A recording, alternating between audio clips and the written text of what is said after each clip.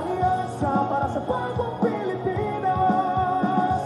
Magandang hapon po sa ating lahat. Thank you very much for being here. My name is Carlo and I will be your host for today's press conference for the Alyansa para sa Bagong Pilipinas senatorial slate. Today, the Alyansa is set to rally thousands of supporters from Cavida's 8 component cities and 15 municipalities, reinforcing its commitment to good governance, national unity, and inclusive progress. Being the country's vote richest province, Cavite has long been a decisive battleground in national elections, making it a critical campaign stop for the coalition. Malaki ang kumpiyansa ng alyansa sa magiging suporta ng probinsya dahil maliban sa landslide victory ni President Marcos sa Cavite nung nakaraang eleksyon, nagpapalakas din sa estado ng grupong tinatawag na hometown advantage. Bakit? Dahil 3 sa senatorial bets ito ay mga anak ng Cavite. Sina re-election ni Senator Ramon Bong Revilla Jr., Senator Francis Tol Tolentino, at si former Senator Panfilo Ping Lacson. And now to give us an advancer on the coalition's plans for Cavite, let me call on Alyansa's campaign manager, Navotas City Representative, Congressman Toby Tiangco. Yes, isang magandang hapon ho sa ating lahat.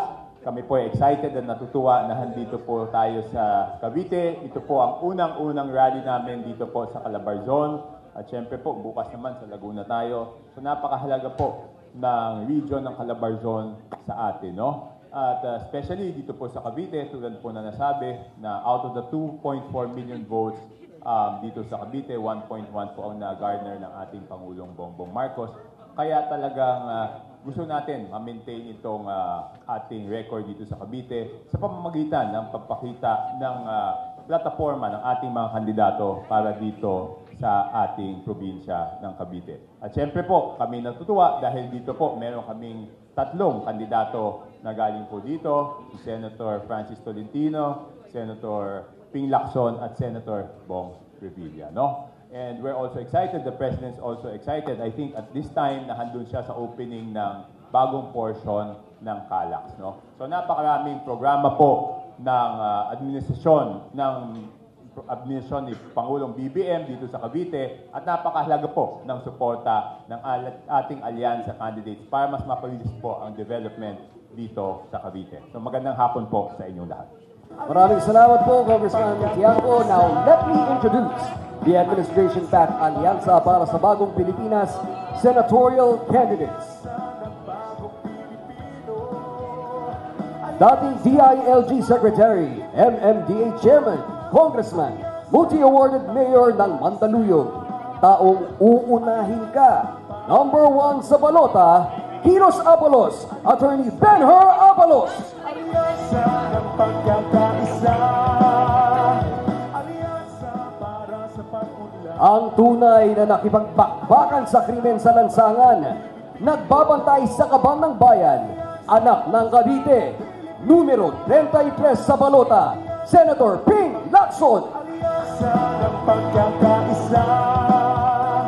Alyansa para sa Never late, never absent, ang senador ng Pamilyang Pilipino, number 59 sa balota, Senator Tito Soto. Alyansa ng pagkakaisa.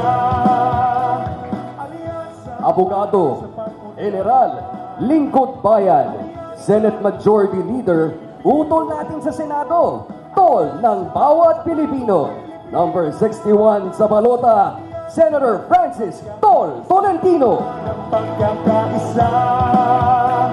Alyansa Mga kababayan, ang magiging tagapagtanggol ninyo sa Senado, ang kakampi ng inaapi, number 63 sa balota, Erwin Tulfo.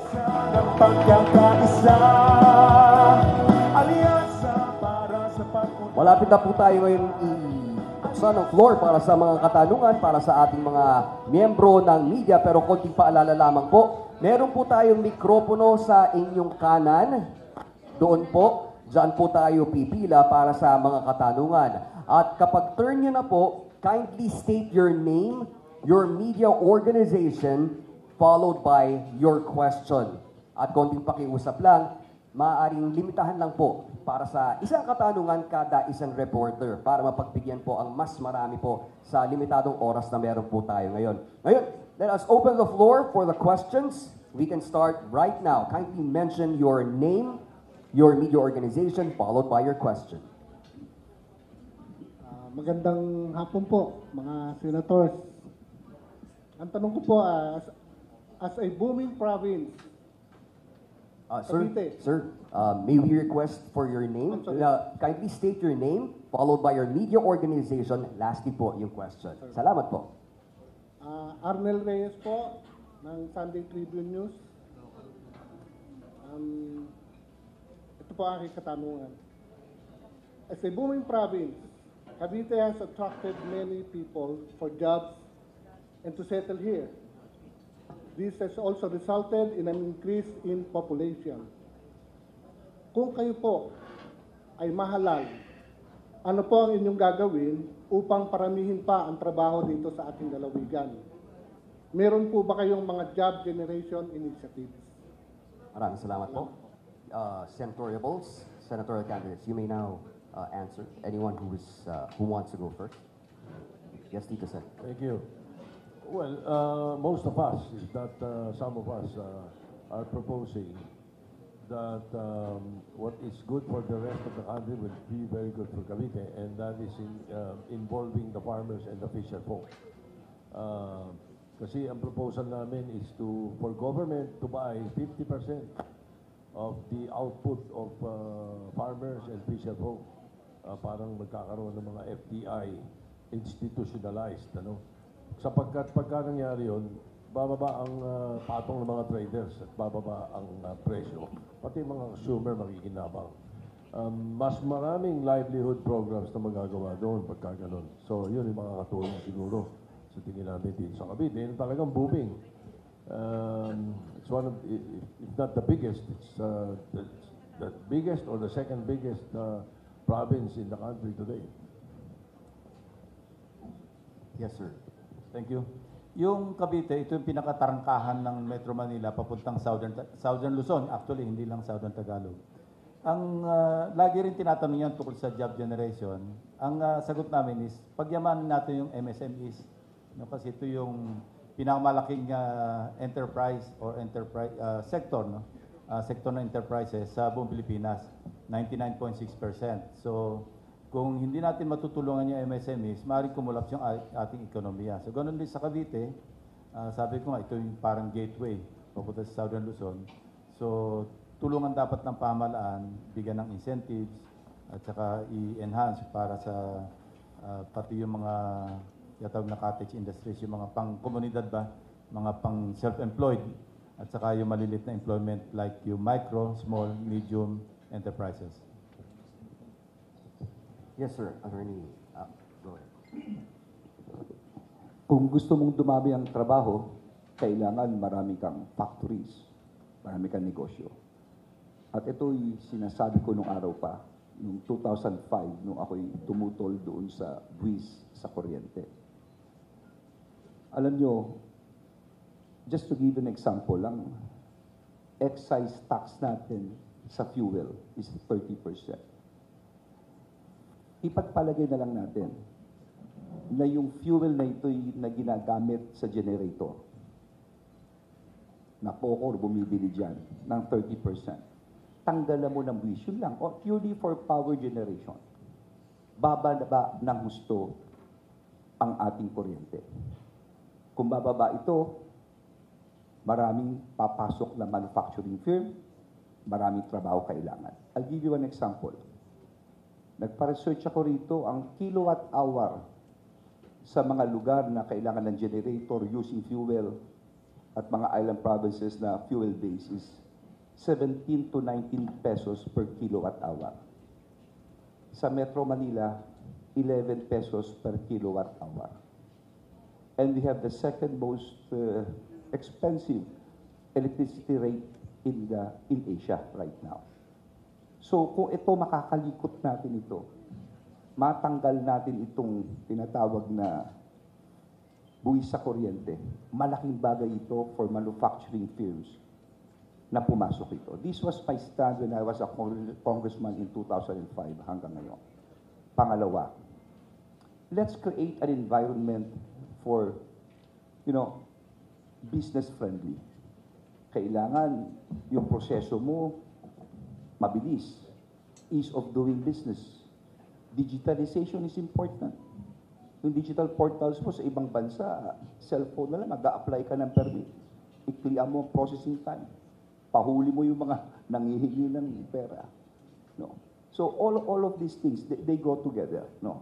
So para sa akin, yun ang solusyon. And, in the Senate, we could make laws and we could make use of our oversight function to do these things. Thank you. Thank you, Senator Tolentino. Alam niyo po rito sa Cavite, consistent po yung investment plan. Hindi po nababago yan, tuloy-tuloy yan eh.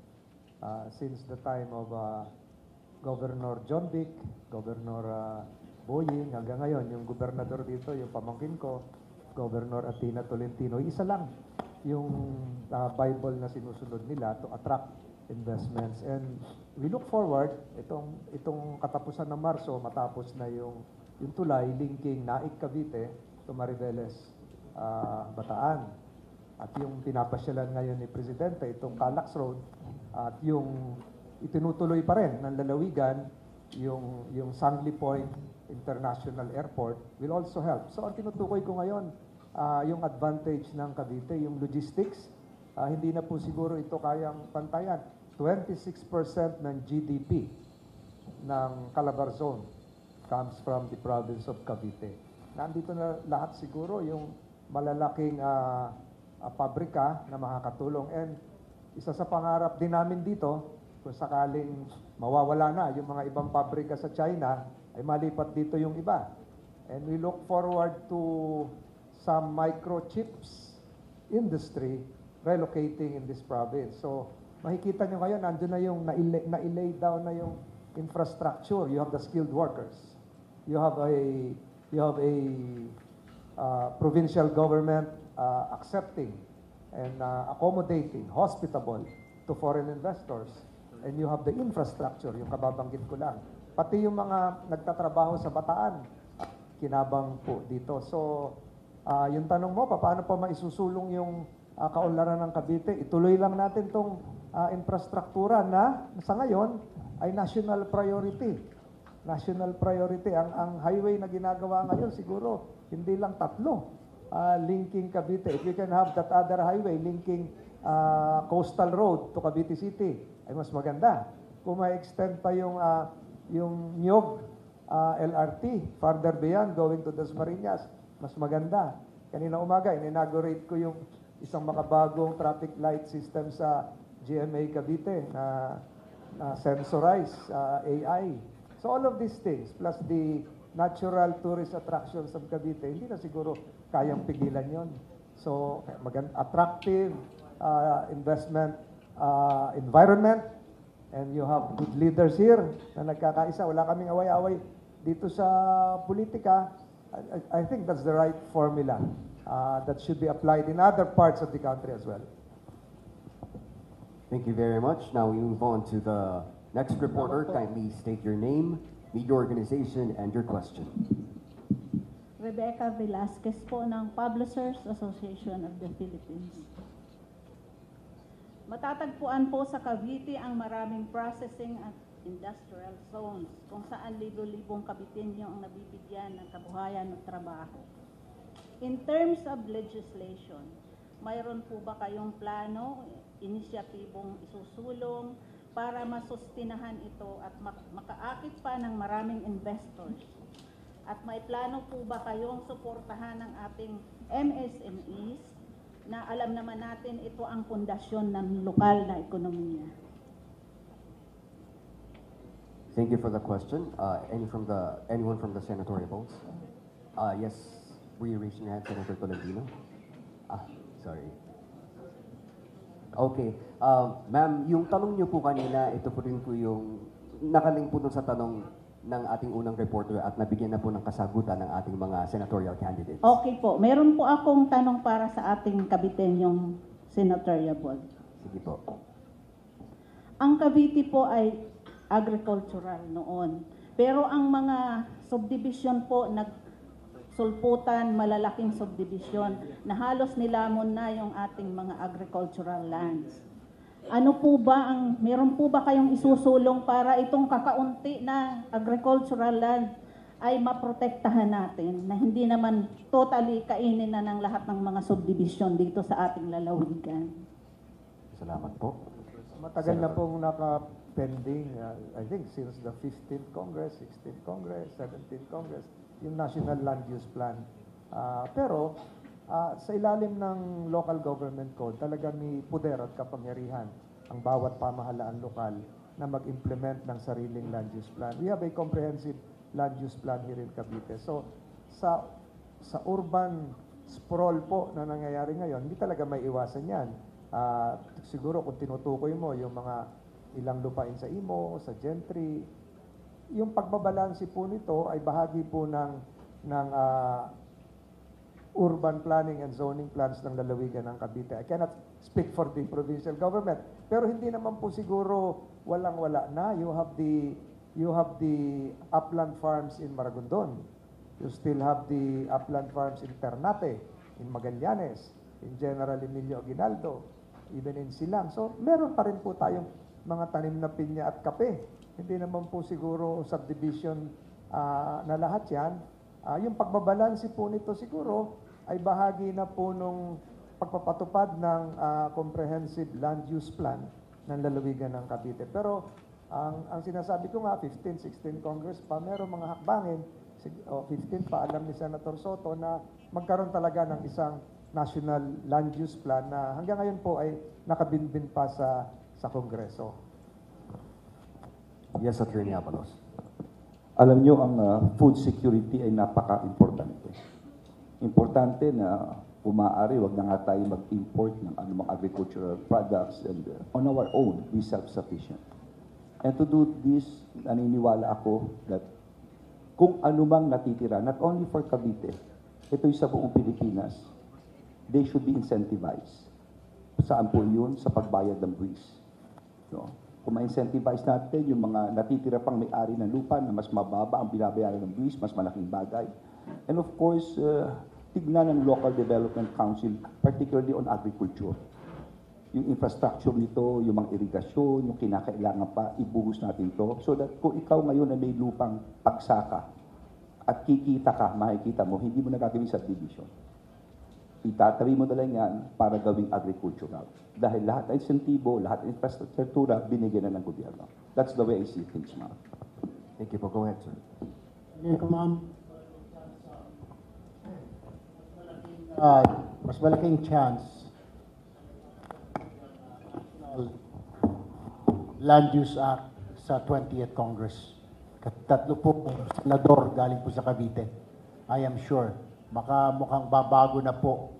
Mapapalitan na po yung mga tao sa Congress.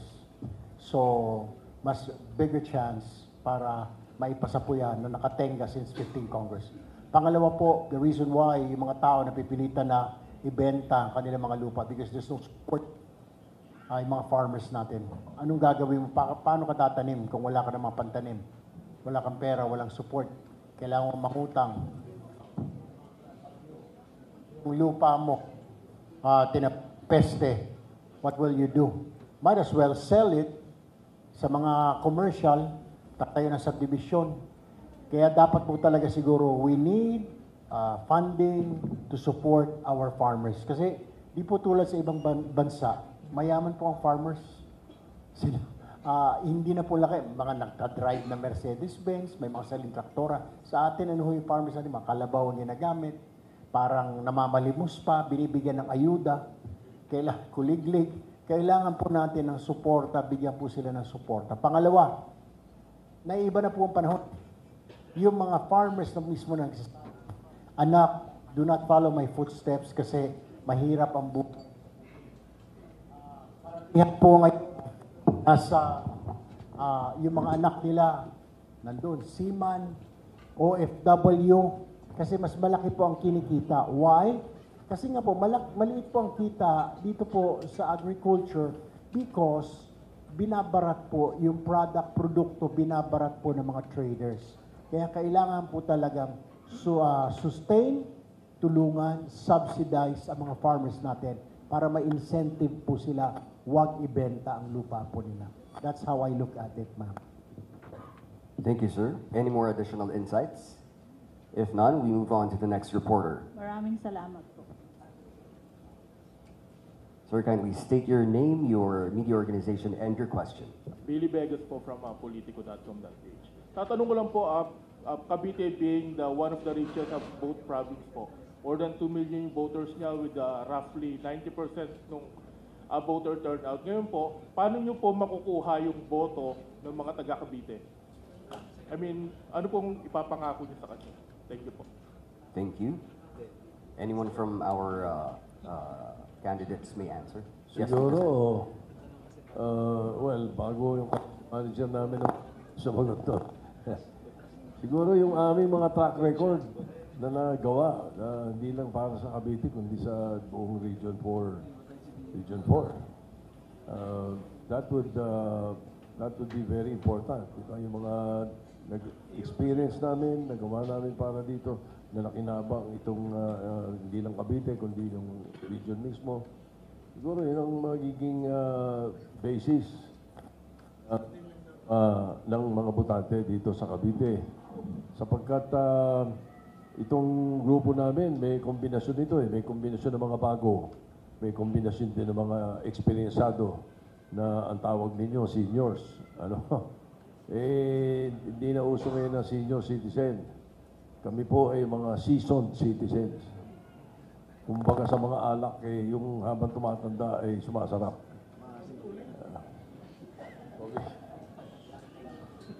Thank you. Yes, Senator Ping. Mapapangako ko lang kasi dati ko nang ginagawa, yung good governance, yung laban sa katiwalian. Kasi sa tingin ko, isa sa talagang pinaka-seryosong problema ng ating bansa sa napakahabang panahon, yung paglaban sa pagsugpo sa corruption. Kaya ako talagang palabantay ako ng national budget, maski anong taon pa man, anong General Appropriations Bill ang tinatalakay, lagi ako naandyan para talaga magbantay ng ating kabanambayan. So, yung aking pinapangako, ginagawa ko na, ang pangako ko lang, pagpapatuloy ko lang. Thank you po. Meron pa po bang karagdagang kasagutan? Okay, we move on to the next reporter. Kindly state your name, your media organization, and your question. Hi Sir, Mean Los Baños po from TV5. Sir, patawarin niyo ako, dalawa po yung tanong ko kasi galing na po sa amin itong mga Senate reporters. First po, Sir, sabi ng isang taga-alyansa si Senator Aimee, naiilang na raw po siyang sumama sa mga sorties dahil daw po sa nangyaring arrest na po kay Pangulo. Sir, do you still think it is to your advantage na kayo po ay kinakampanya at manok ng administrasyon during this time? Kayo daw po muna, Kong. Kung advantage na ating mga candidates ay, alin ang una sasagutin ko, yung kay Aimee or yung... Sige sir, kay Sen Aimee muna sir. Nagpaalam po ba siya na hindi na siya sasama? Kasi sabi niya naiilang na daw siyang sumama sir sa mga sorties after the arrest. Wala naman siya sinabi, but if that is her stand, then we will respect her stand, no? So mas mabuti na nga sinabi niya yun, at least alam namin ang stand niya tungkol dito sa alyansa, no? But formally, she has not... inform me, but if that is her official statement, then I would take it as is, no? Pangalawa, kung ano po yung advantage ng pagiging alyansa. May advantage kasi alam naman natin na may 3 years pa si President Bongbong Marcos, no? At katulad ng ginawa niya dito, pinuntahan niya yung mga proyekto niyang napakahalaga, yung CALAX, no? And alam naman natin, hindi naman dyan nagtatapos yung mga proyekto. So marami pang proyekto in the pipeline. So para matuloy itong mga napakagandang proyekto ito, napakahalaga na supported by yung legislative agenda niya ay masuportahan ng mga kasama nating senador, no? Kung titignan ng ating mga kababayan yung bagay na yan sa ganitong perspektibo, maniniwala sila na talagang importante na suportahan ng alyansa. At ito ang sinasabi natin paulit-ulit kahit sa speeches ni Presidente, talagang makikita. Ang tignan na lang natin, katulad ng sinabi ni Abby Binay last time, huwag natin tignan kung pro-Marcos o pro-Duterte. Tignan natin yung individual qualifications ng bawat kandidato. Nasisiguro ko, pag pinagkumpara yung individual qualifications ng kandidato, talagang makikita na mas qualified po yung mga kandidato ng alyansa. So pag pinagsama natin yung qualifications ng kandidato ng alyansa at yung magandang proyekto ni Pangulong Bongbong Marcos, makikita natin mas mapapabilis ang development sa ating bansa. No? At makikita natin, tuwing pupunta kami sa isang rally at pupunta siya dito, ano ba yung common doon sa lahat ng rallies na yon? Ang common doon sa lahat ng rallies na yon is katulad dito, aside from the CALACs, ay pinupuntahan niya lagi yung Regional Development Council. No? Napakahalaga ng Regional Development Council meeting dahil dito dapat nagsisimula yung pinopropose na budget na ipinapasok sa National Expenditure Program. At pag sinabing budget, pag maganda ang pagkabalangkas ng budget, ibig sabihin efficient ang gastos ng pera ng gobyerno para mas mabilis matanggap ng ating mga kababayan yung mga serbisyo at yung mga proyekto. Thank you, sir. About the candidates po, do you still think to your advantage na kayo po ay admin candidate sa gitna po ng mga bashing dahil po doon sa nangyari pag-aresto kay FPRRD?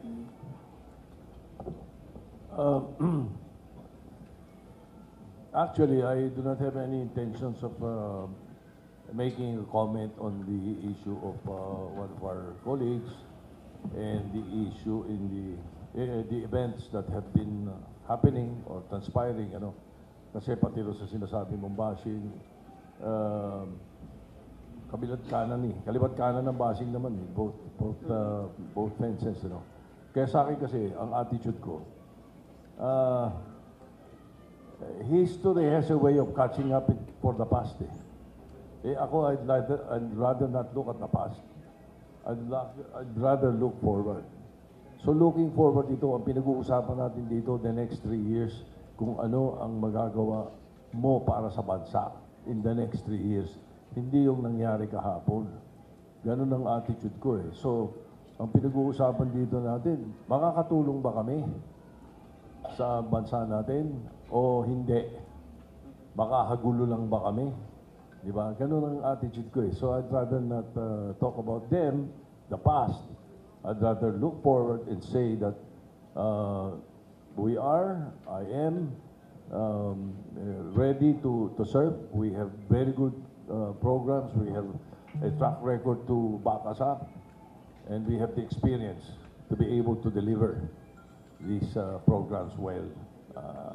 That is definitely good for the country. Ganun yung attitude ko. Thank you. May karagdagang kasagot. Yes, Senator Peng. Nung unang-una kaming ipinakausap ni President Bongbong, dalawa kami ni Senate President Soto noon, as early as June 2023, if I'm not mistaken. Kinuusap kami kung sakali daw kaming tatakbo, baka pwedeng doon kami sa administration slate. At that time, I was reluctant. Not because ayoko, kundi reluctant ako kung tatakbo pa o hindi. But then, in the course of time, pag-aaralan ko, juxtapose ko yung ano ba yung mga advantages at saka disadvantages kung mag-administrate, kung sakaling tatakbo or mag-independent. Ako, independent candidate, but then, nakita ko naman yung alignment ng aking mga matagal na mga advocacies doon sa ginagawa ni Pangulong Bongbong. Particularly, pagdating sa budget, ibaba natin yung biyaya ng national budget sa mga local government units. At yun nga yung talagang ginagawa niya. In fact, nagpasa nga siya ng EO 82, hindi ba? Na kung saan, pinapalakas niya yung mga regional development councils. At ginagawa naman niya. Kasi every time na papasyal kami sa isang probinsya, naka-organize yung regional development council at may meeting sila doon para malaman ano ba yung mga needs saka mga priorities ng mga malalayong lugar. At yun, talagang lapat na lapat sa advocacy ko yun dahil lagi ko nga kinu-question bakit kulang na kulang yung sa National Expenditure Program, yun ang gagaling sa ibaba, yung mga produkto o yung output ng mga local development councils. Pangalawa, narinig ko rin sa kanya digitalization. Yun din yung aking isa sa mga advocacies na ito yung makapagpabawas ng corruption kapag nag-fully digitalize tayo. Kaya nga, mainam na sana yung napiling bagong DICT Secretary talagang gagawin yung kanyang tungkulin para mapabilis yung pag-digitalize ng lahat ng government transactions, hindi lamang government to government, kung hindi privado to government. Kasi pagka, halimbawa sa customs, kung naka-online lang lahat ng application, all the way sa pagbabayad ng tax sa land bank, palagi ko, walang human intervention, ang laki na mababawa sa katiwalian. Now, yung anong epekto? Wala. Kasi kami, sabi nga ni Congressman Toby, yung aming campaign manager, kami naman magre-rely doon sa mga sarili naming track record at saka sarili naming plataforma. Siguro yung mga tao naman, mas discerning, o can be discerning enough para kilatisin yung mga kandidato na hindi lamang yung mga magagaling mambash o magaling sa fake news ang kanila iboboto, kundi tingnan yung mga record mismo ng mga kandidato. At kami naman, masasabi ko, dahil matagal na rin kami magkakasama sa mga rallies, nagkakakwentuhan kami, may mga alignments yung aming mga gusto na gawin o itulak ng mga panukalang batas kung kami magkakasama-sama sa Senado. Kaya yun lang masasabi ko. Walang epekto. Thank you, sir. Sir, isa na lang po last na. Sir, may ingay din kasi ngayon yung kay Senator Bato de la Rosa that he already expressed his intention to seek refuge in the Senate once the ICC warrant is issued. Bilang dating mga senador at future senador, may mga nagsasabi po kasi na bakit gagamitin yung Senado para pagtaguan ng isang senador na may criminal? Ang nasa saligang batas, ang alam ko, pagka yung Congress is in session, may legislative immunity, pero limitado. Pagka less than 6 years ang magiging penalty, pwede ka talagang mag-seek refuge at hindi ka pwedeng arestuhin kasi nga mayroong immunity. Pero kung mahigit 6 na taon ang parusa at wala naman session tulad ngayon, naka-recess, paano ka magsisik ng refuge sa Senate? Congress is not in session. So may limitasyon. So pwedeng gawin yon under the 2 conditions na sinabi ko kanina. Well, iba yung pahayag ng Senate President at siyempre, Senate President, discardin niya yon, pero or yun ang kanyang opinion. But ako, ang kinukot ko lang, kung ano yung nakasaad sa batas na extent or yung tama extent ng aming ng legislative immunity ni Senator Bato de la Rosa if and when it comes to that. Thank you po. Thank you. May we ask for the next reporter to please state your name, your media organization, and your question. Good afternoon po. I'm Miss Margie Bautista from Remate. Ang question ko po ay karamihan po sa manggagawa dito sa Cavite ay nagnanais na maiparehas na po yung minimum wage. Dahil hindi naman po kalayuan ng Manila sa Cavite at hindi naman po nagkakalayo ang mga halaga ng bilihin. Kung may hahalal po kayo bilang senador, ano po yung magiging plano nyo para sa manggagawa dito sa lalawigan ng Cavite? Salamat po. Yeah. Yes, Tama yun, kasi yung Cavite is almost Metro Manila. Ang aking pananaw sa minimum wage, dapat lagi inflation-based. Kasi sabi mo nga, hindi naman pare-pare ang presyo ng bilihin. Halimbawa, pumunta ka ng Sapote, sa Bacoor, parang Metro Manila na yung presyo. Pumunta ka naman siguro sa Maragondon, Bailen, yung medyo napapalayo, baka iba rin yung presyo. So, yung across the board, eto magkahiba kami ni Senator Erwin dito, kasi pwedeng magkaroon ng across the board, pero parang parameters lang yung establish sa batas. At bigyan natin ng konting flexibility yung wage board, na kung saan sila yung makakapag-aral, ano ba yung existing inflation rate doon sa iba't ibang lugar. So, para sa akin, bottom line, dapat inflation-based. Naka-based lagi sa inflation yung minimum wage o kung ano man yung wage increase na pairali natin. Yes, Tito Sen. Meron ako isang proposal nung nakaraang Congress, na nandun pa ako, nung 18th Congress. Hindi nakapasa kinapos ng oras. So, pag nakabalik, ipapile ko uli yun.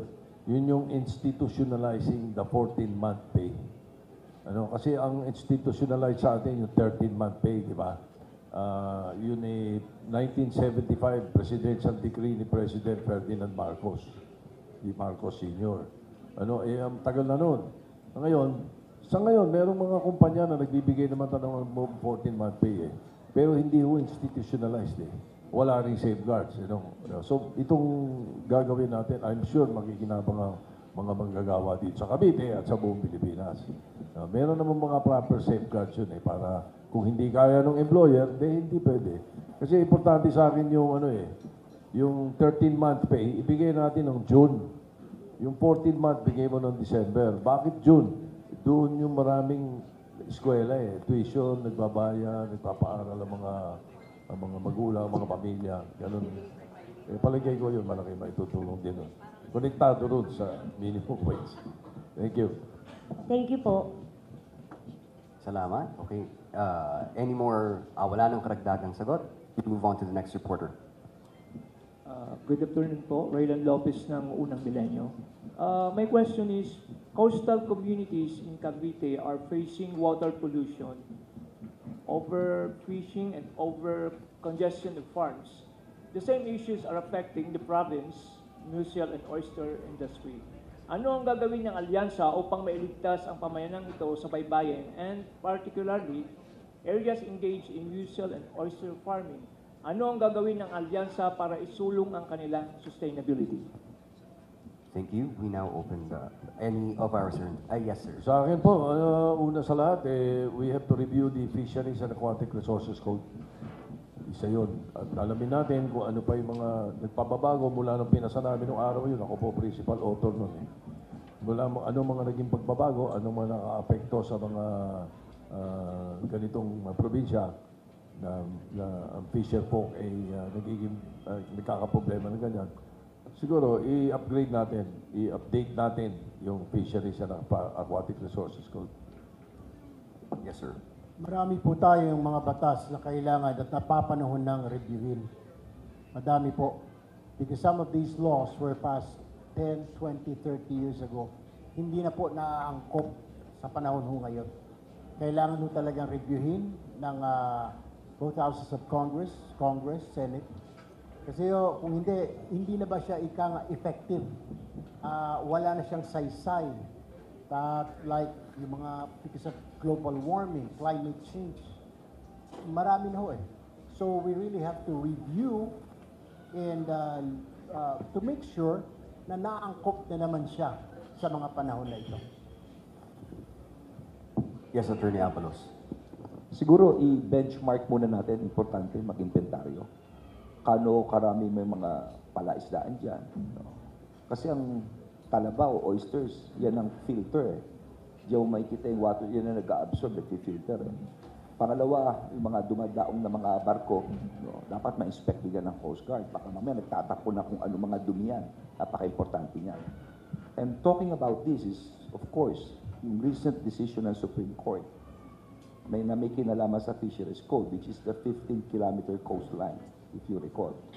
Na ang sinasabi rito, nung araw, is that yung mga maliliit na mga isda ang will take preference or priority over the 15-kilometer coastline. At may nag-file sa Malabon at nanalo nga ang commercial fishing vessel na dumaan dito na kinatigan naman ng Korte Suprema.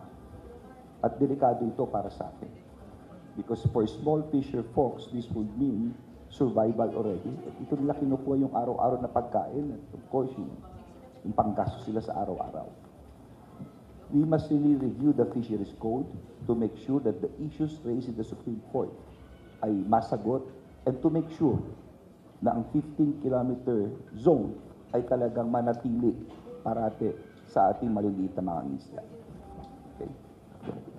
Yes, Senator Tolentino. Ang isang pressing issue dito which can be resolved by good intergovernmental, interprovincial cooperation ay yung current issue ngayon na yung mga mangingisda natin dito galing sa Salinas, sa Cavite City, ay pag napalaot ng konti hinuhuli sa Bataan kasi may ordinansa sa Bataan.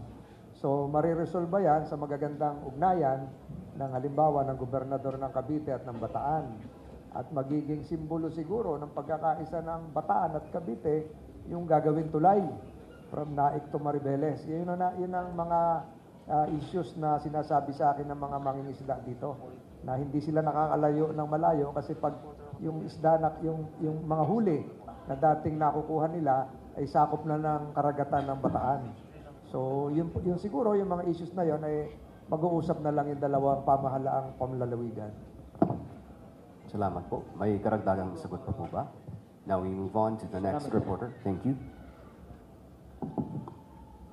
Please state your name, media organization. Good and afternoon questions. po, sirs. Jester po, People's Journal.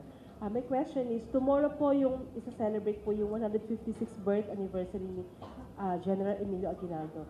So how does the Alianza plan to uphold his legacy and patriotism, the legacy of patriotism rather, and leadership in its policy agenda? Paano? How do you uphold the legacy of patriotism of General Aguinaldo? Ay, nasa napakaraming bagay yung pagkilala kay General Emilio Aguinaldo. Alam niyo si General Emilio Aguinaldo, bagamat kilala siya na taga-Binakayan, sa amin nag-retire yun sa Tagaytay. Yung Josephine's Restaurant na yon, yung dulo, pag-aari ng pamilya nila yon. So siguro maalala natin ang kadakilaan ni General Emilio Aguinaldo sa pagpapakita ng mga gawain. Kami bilang kandidato, ako personal. Yung sinusulong mo ay hindi na lang siguro pampolitika, kung hindi ano yung makakatulong sa bayan. So laging ganun siguro. At gawin na rin siguro ng National Historical Commission, meron din Cavite Historical Commission ng DepEd na palawigin pa yung kaalaman tungkol kay General Emilio Aguinaldo na talagang siya ang nanggaling sa exile sa Hong Kong, siya yung nagtulak na maging malaya ang ating bansa at lahat ng nagawa niya siguro palawigin yun through better information and educational drive. Batiin po natin ang arrival ni We would like to recognize the arrival of our senatorial candidate na para sa kanya, hindi pwede ang pwede na. Dapat better, Abby better. Number 9 sa balota, Abby Binay. Ito, trivia to. Maganda to. Kukunti nakakalam nito eh. Si General Aguinaldo, kumpare ng lolo ko, ni Vicente Soto, yung senador. Alam niyo kung paano nangyari? Hindi. Yung bunsong kapatid ng daddy ko, anak ni Vicente Soto, ni Senator Vicente Soto, si Dr. Suga Soto, married a Yobienko. Yobienko ang kamag-anak nila Junbic Rimulya. Na nanay nila ay si Yobienko nila governor. So, taga Cavite sila Yobienko. Kinuhang ninong si General Emilio Aguinaldo nung 50s yun. Si Aguinaldo at kaya sabi ko, kumpare ng lolo ko yun. Totoo yun, totoo. Ako, another trivia, no? Probably ako lang yung nandito sa kwarto nito or one of the few, no? Na nakita si Emilio Aguinaldo during his wake, nung namatay siya. Kasi alam nyo, nag-aaral ako sa high school sa Imus Institute. I was then in my 4th year, cadet officer ako kasi tinatawag na pre-military, yung PMT nung araw. So we were sent to Kawit, kung saan siya nakaburol, at kami yung delegasyon ng aming skulahan sa Imus para magpunta doon sa wake ni, I think this was 1963, no? Kasi graduate ako ng high school 1964. Ganon na yung katagal. So, yun, I had that rare opportunity na makita siya. Maski, although, yun nga, nakaburol na siya noon. Kanina, ikukot ko si Senator Soto. Ang siguro, mas sikat o mas masidhipan naging bayani si General Aguinaldo kung namatay siya nung araw at hindi siya namatay noong 1963. Di ba? Ganon kasi yung mga heroes na namatay panahon ng labanan, mas naalala pa ng tao. Although, hindi namin naman bilang isang Kabiteño, hindi ko minemenos yung pagiging bayani at naging part ng kasaysayan ng buong Pilipinas si General Emilio Aguinaldo. After all, June 12, 1898, yung unang-unang Republika ng Pilipinas dito sa ating lalawigan naganap.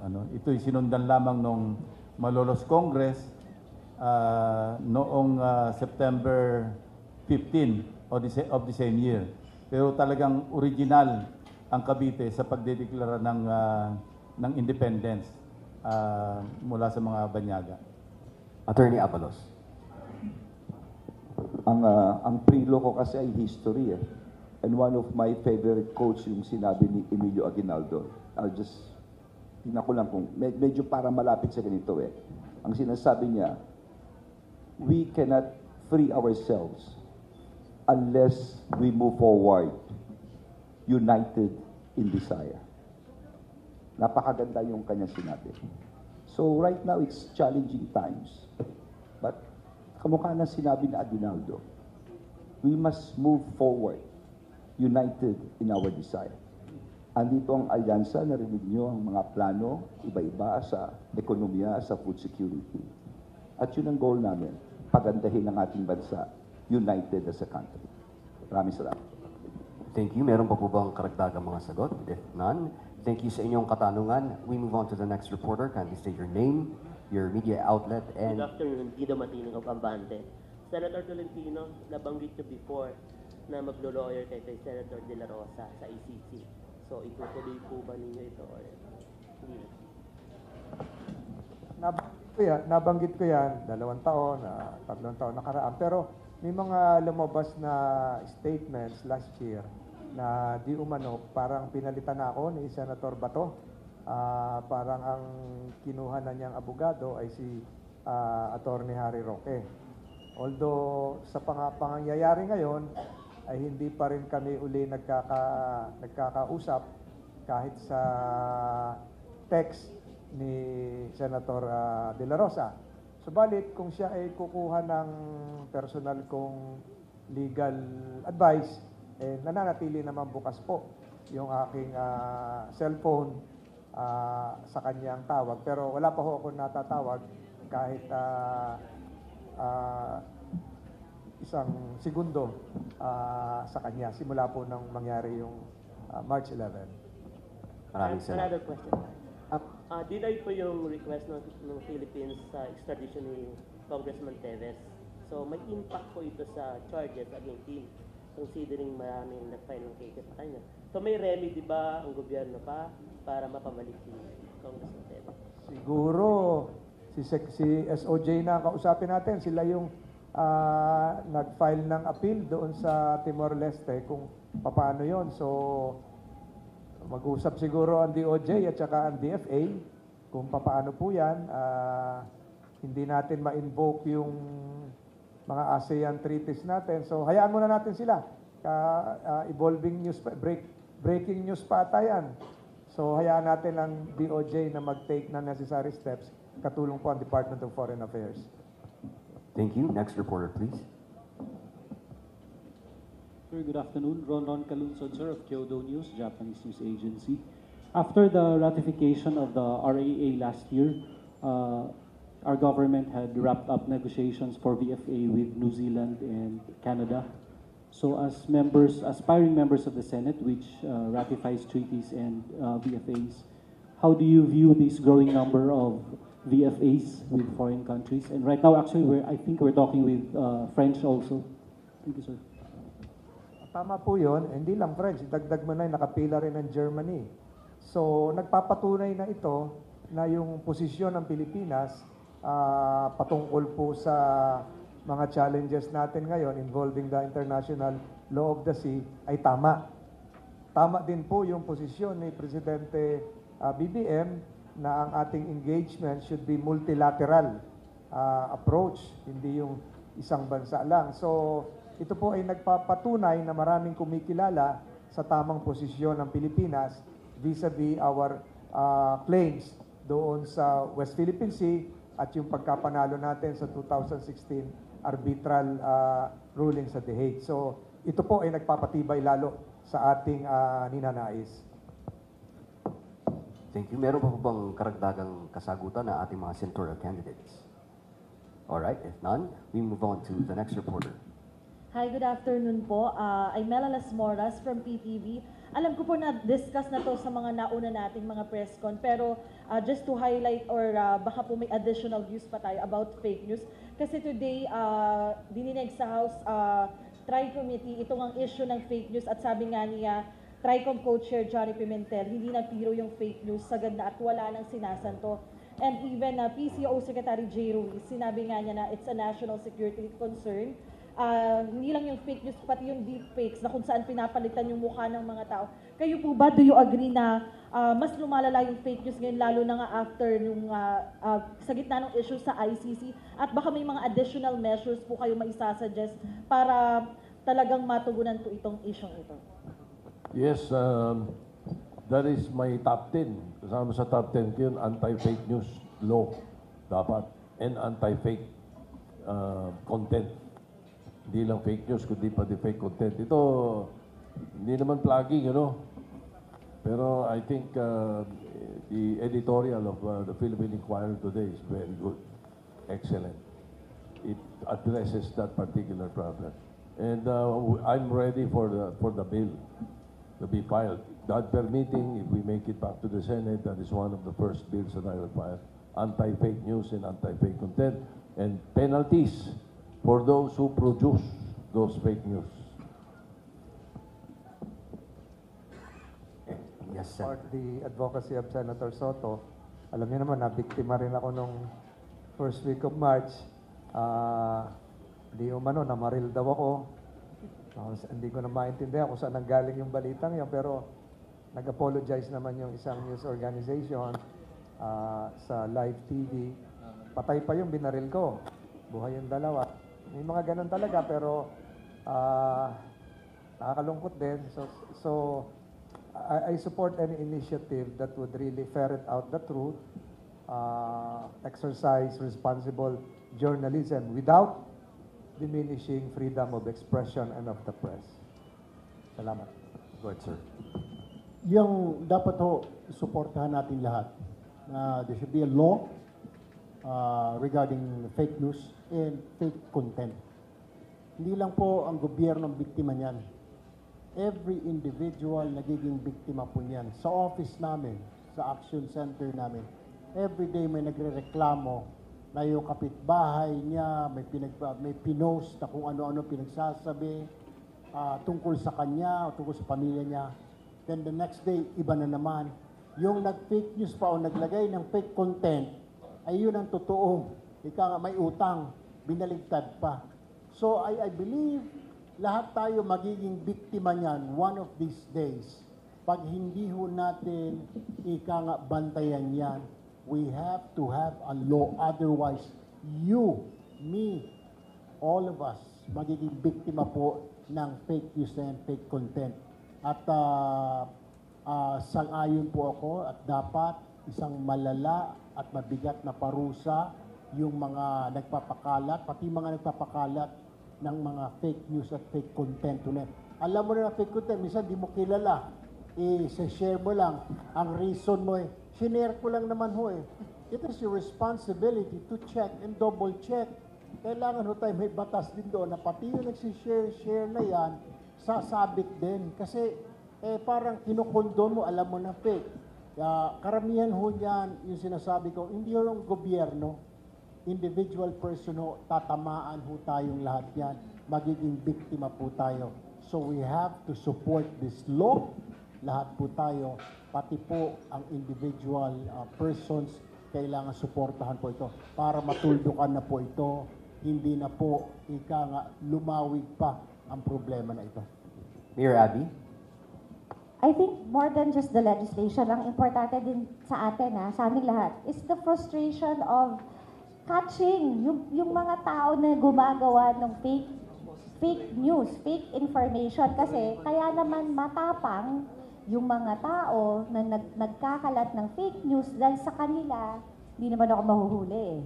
So, matagal bago nila ako mahuli o merong madaling ma-deny o hindi madaling i-trace sa akin or baka nga ang mas malupit baka nga wala pa yan sa Pilipinas. So it's not just the legislation but it's also the enforcement. So siguro kailangan natin pagtibayin yung kapulisan on how will they trace these fake content makers and talagang kumbaga sa hulihin sila kung yung mga nasa scam nga ng pera hindi natin mahanap. Ano pa yung gumagawa ng fake news? Yung mga taong nawalan ng pera dahil na-scam sila, yung mga love scam, hindi pa rin natin mahuli. What more yung gumagawa ng fake news? So, ang sa akin, enforcement, makahuli tayo, makasample tayo para mapakita sa lahat ng tao na, hey, we mean business. Kailangan tayong umayos. Yun yung kailangan natin ipakita. Thank you. Yes. Yeah. Nung ako'y umalis bilang DILG Secretary, there was a time na ang biggest crime natin was theft. Historically, is theft. But it was overtaken by cybercrimes. And there was even a time that I have to call up our head of Public Information Office, she's now General Jean, na may lumalabas na fake news na may holdapan daw sa Quezon City na nangyari 7 years ago na kumakalat, no? So ang gagawin nila, ito fake, ito yung totoo.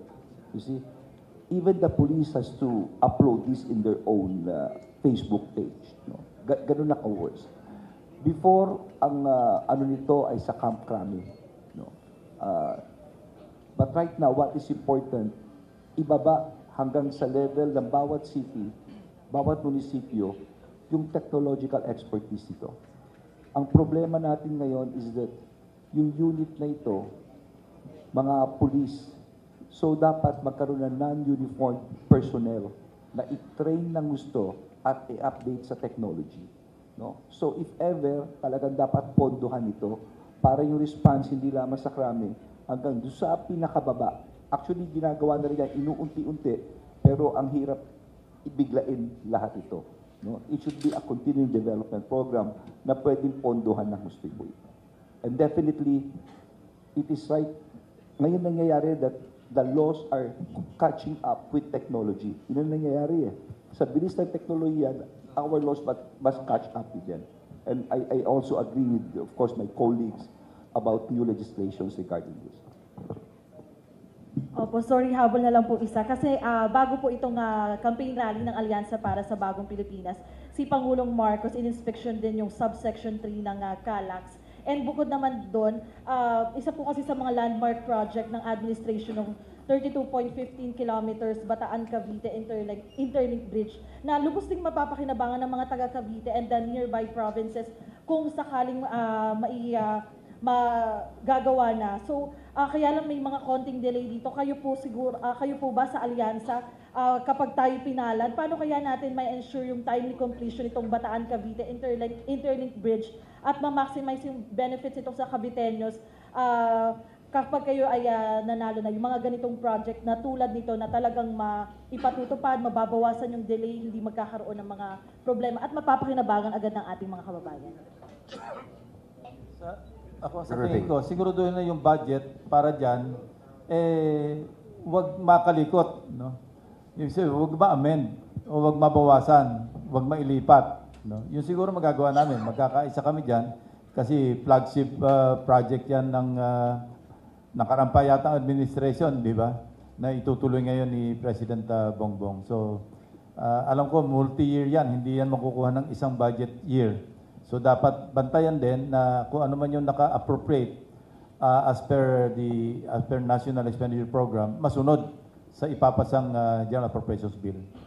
Sangayon ako dyan, sususugan namin yan, suportahan ng alyansa. Pag mga flagship, dapat may pondo, di ba? Nasa program. Problema kasi, nagiging unprogrammed flagship project, then walang budget. Ano nakakaloko, di ba? Tapos, makikita mo, napupunta lang sa flood control. Pagkatapos, binabaha tayo. Waste of money. So, I guess, if we're lucky, all 12 of us, not on our watch. I will say that, not on my watch. Thank you. Additional answers po? Okay, and that wraps up the question and answer portion sa press con natin. Maraming salamat po sa inyong mga katanungan. But before we conclude this portion and this program, we call on each candidate to give their party message to the press and to the Caviteños. Simulan po natin sa number 1 sa balota, Senator Ben-Hur Abalos. Maraming salamat po, Cavite. Alam ko mainit ngayon, pero nakita ko po ang daming na tao. Maraming salamat sa pagtanggap niyo sa alyansa. Number 9 sa balota, Senator Abby Binay. Maraming salamat sa aming mga kapitbahay taga Cavite. So looking forward to our Alyansa rally later. Number 33 sa balota, Senator Ping Lacson. Same. Maraming salamat sa aking mga kababayan, minamahal na kababayan dito sa lalawigan ng Cavite. Number 59 sa balota, Senator Tito Soto. Totoo yung sinasabi nila na ang Cavite ay lugar ng matatapang at saka ng mga taga-Cavite ay matatapang at magigiting. Kasi nung pandemic, physically present ako araw-araw. Hindi ako natatakot magkasakit o mamatay. Dahil yun ang trabaho namin. Alam niyo kung sino yung dalawang Caviteño kasama ko araw-araw. Senator Ping Lacson at Senator Tol Tolentino. Kaya ganun kagiting nga ang mga Caviteño. Nakasisiguro ako. Thank you. Number 61 sa balota, Senator Francis Tolentino. Maraming salamat sa inyo. Para sa inyo siguro, makasaysayan ito. Kayo ang unang-una nakagamit nitong bulwagang ito. Wala na makaka-first dito. Kayo ang unang nakadalo sa press conference dito sa bulwagang ito. Number 63 sa balota, Senator Erwin Tulfo. Yung mga gusto pumasyal ng Cavite, pasyalo kayo, daanan nyo itong Kapitolyo. Napakaganda ho. Talagang well-spent project. Congratulations po, Governor, now Secretary John Victorino. Job well done po. See you later po sa rally. Thank you very much sa ating mga senatorial candidates at members of the media. We hope to see you sa ating big rally 4:30 this afternoon.